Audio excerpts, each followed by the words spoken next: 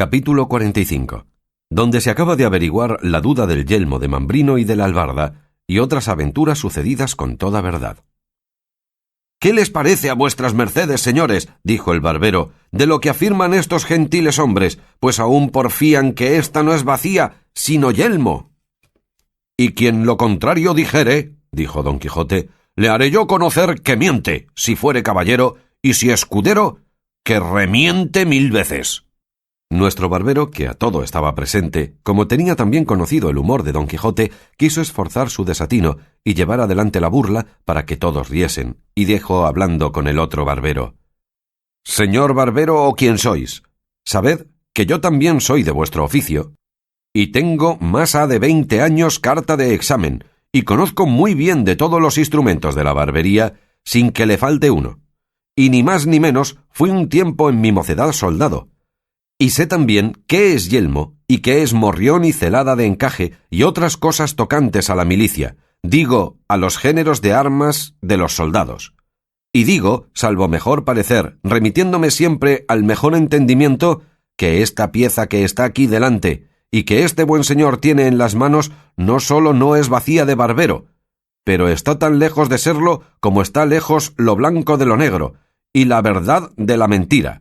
También digo que éste, aunque es yelmo, no es yelmo entero».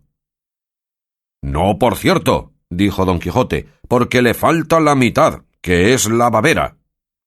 «Así es», dijo el cura, que ya había entendido la intención de su amigo el barbero. Y lo mismo confirmó Cardenio, don Fernando y sus camaradas, y aun el oidor, si no estuviera tan pensativo con el negocio de don Luis, ayudara por su parte a la burla, pero las veras de lo que pensaba le tenían tan suspenso que poco o nada atendía a aquellos donaires.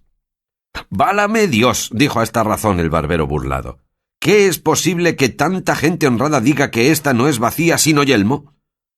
Cosa parece esta que puede poner en admiración a toda una universidad por discreta que sea. Basta. Si es que esta bacía es yelmo, también debe de ser esta albarda jaez de caballo, como este señor ha dicho». «A mí albarda me parece», dijo Don Quijote, «pero ya he dicho que en eso no me entremeto».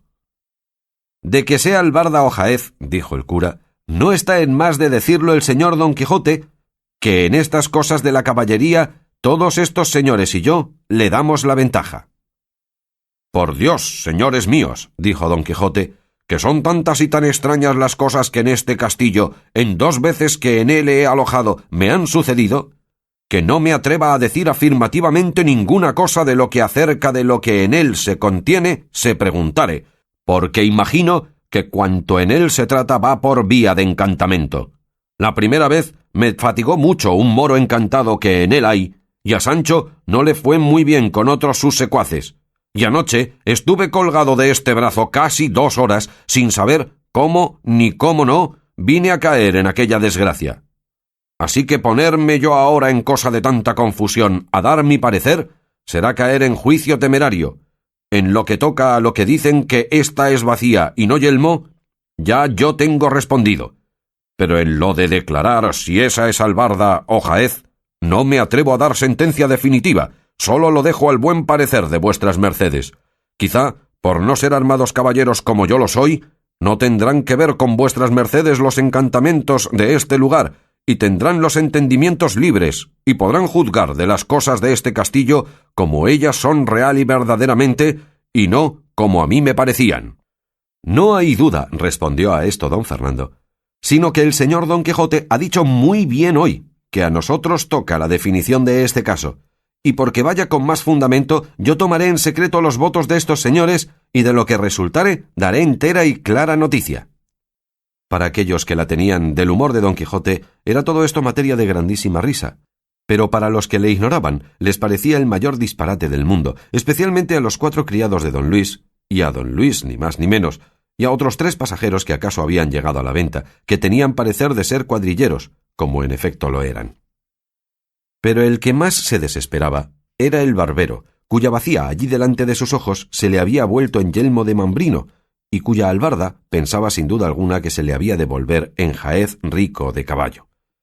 Y los unos y los otros se reían de ver cómo andaba don Fernando tomando los votos de unos en otros, hablándolos al oído para que en secreto declarasen si era Albarda o Jaez aquella joya sobre quien tanto se había peleado.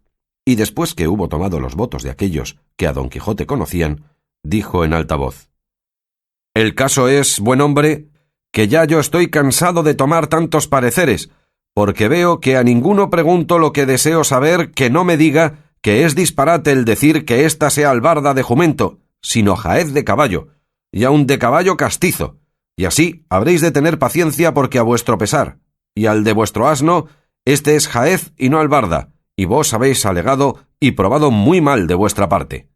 «No la tenga yo en el cielo», dijo el sobrebarbero, «si todos vuestras mercedes no se engañan, y que así parezca mi ánima ante Dios como ella me parece a mí albarda, y no Jaez.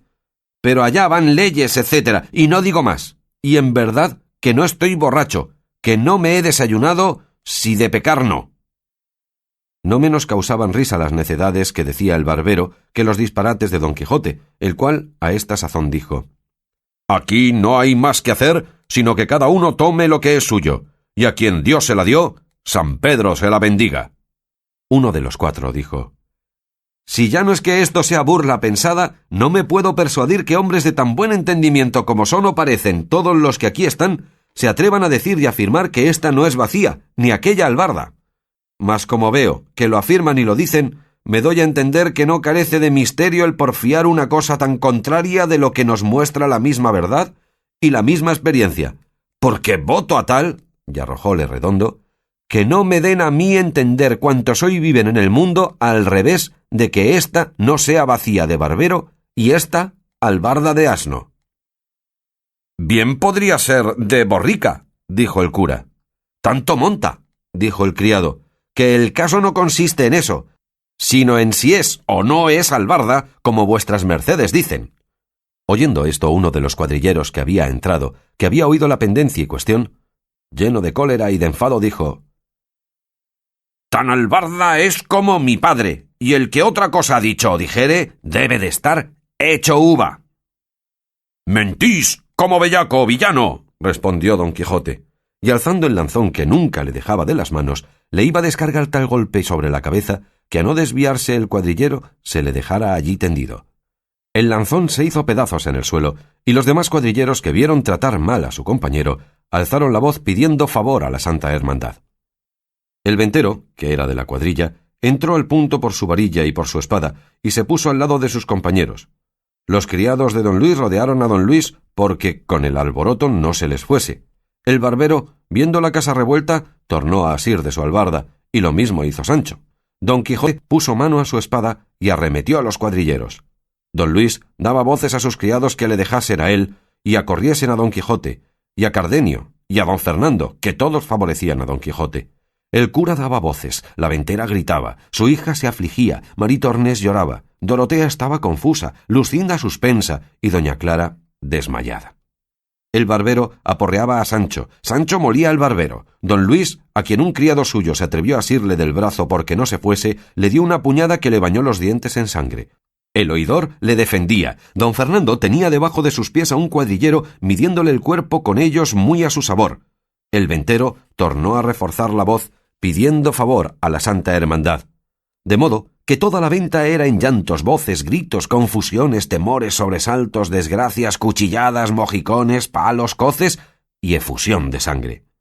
Y en la mitad de este caos, máquina y laberinto de cosas, se le representó en la memoria de Don Quijote que se veía metidehoz y decoz en la discordia del campo de Agramante, y así dijo con voz que atronaba la venta: «Ténganse todos, todos envainen, todos se sosieguen, óiganme todos si todos quieren quedar con vida». A cuya gran voz todos se pararon y él prosiguió diciendo: «¿No os dije yo, señores, que este castillo era encantado y que alguna región de demonios debe de habitar en él? En confirmación de lo cual quiero que veáis por vuestros ojos cómo se ha pasado aquí y trasladado entre nosotros la discordia del campo de Agramante. Mirad cómo allí se pelea por la espada, aquí por el caballo, acullá por el águila, acá por el yelmo, y todos peleamos, y todos no nos entendemos. Venga pues vuestra merced, señor oidor, y vuestra merced, señor cura, y el uno sirva de rey Agramante, y el otro de rey sobrino, y póngannos en paz, porque por Dios Todopoderoso, que es gran bellaquería que tanta gente principal como aquí estamos, se mate por causas tan livianas». Los cuadrilleros, que no entendían el frasis de Don Quijote, y se veían malparados de don Fernando, Cardenio y sus camaradas, no querían sosegarse. El barbero sí, porque en la pendencia tenía deshechas las barbas, y el albarda. Sancho, a la más mínima voz de su amo, obedeció, como buen criado. Los 4 criados de don Luis también se estuvieron quedos, viendo cuán poco les iba en no estarlo. Solo el ventero porfiaba que se habían de castigar las insolencias de aquel loco, que a cada paso le alborotaba la venta. Finalmente, el rumor se apaciguó por entonces. La albarda se quedó por jaez hasta el día del juicio, y la bacía por yelmo, y la venta por castillo en la imaginación de don Quijote. Puestos pues ya en sosiego y hechos amigos todos a persuasión del oidor y del cura, volvieron los criados de don Luis a porfiarle que al momento se viniese con ellos, y en tanto que él con ellos se avenía, el oidor comunicó a don Fernando, Cardenio y el cura qué debía hacer en aquel caso, contándoseles con las razones que don Luis le había dicho. En fin fue acordado que don Fernando dijese a los criados de don Luis quién él era, y cómo era su gusto que don Luis se fuese con él a la Andalucía, donde de su hermano el marqués sería estimado como el valor de don Luis merecía, porque de esta manera se sabía de la intención de don Luis que no volvería por aquella vez a los ojos de su padre si le hiciesen pedazos. Entendida pues de los 4 la calidad de don Fernando y la intención de don Luis, determinaron entre ellos que los 3 se volviesen a contar lo que pasaba a su padre, y el otro se quedase a servir a don Luis y a no dejalle hasta que ellos volviesen por él o viese lo que su padre les ordenaba. De esta manera se apaciguó aquella máquina de pendencias por la autoridad de Agramante y prudencia del rey sobrino, pero viéndose el enemigo de la concordia y el émulo de la paz menospreciado y burlado, y el poco fruto que había granjeado de haberlos puesto a todos en tan confuso laberinto, acordó de probar otra vez la mano, resucitando nuevas pendencias y desasosiegos. Es pues el caso que los cuadrilleros se sosegaron por haber entreoído la calidad de los que con ellos se habían combatido, y se retiraron de la pendencia por parecerles que de cualquiera manera que sucediese habían de llevar lo peor de la batalla.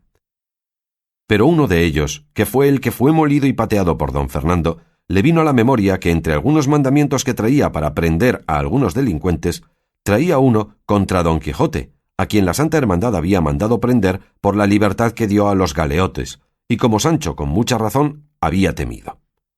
Imaginando pues esto, quiso certificarse si las señas que de don Quijote traía venían bien, y sacando del seno un pergamino, topó con el que buscaba, y poniéndosele a leer de espacio, porque no era buen lector, a cada palabra que leía ponía los ojos en don Quijote e iba cotejando las señas del mandamiento con el rostro de don Quijote, y halló que sin duda alguna era el que el mandamiento rezaba.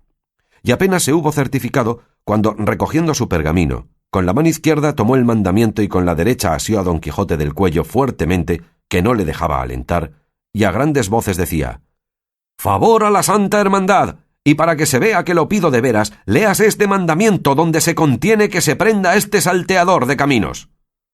Tomó el mandamiento el cura, y vio cómo era verdad cuanto el cuadrillero decía, y cómo convenían las señas con don Quijote, el cual, viéndose tratar mal de aquel villano malandrín, puesta la cólera en su punto, y crujiéndole los huesos de su cuerpo, como mejor pudo él, asió al cuadrillero con entrambas manos de la garganta, que a no ser socorrido de sus compañeros, allí dejara la vida antes que don Quijote la presa.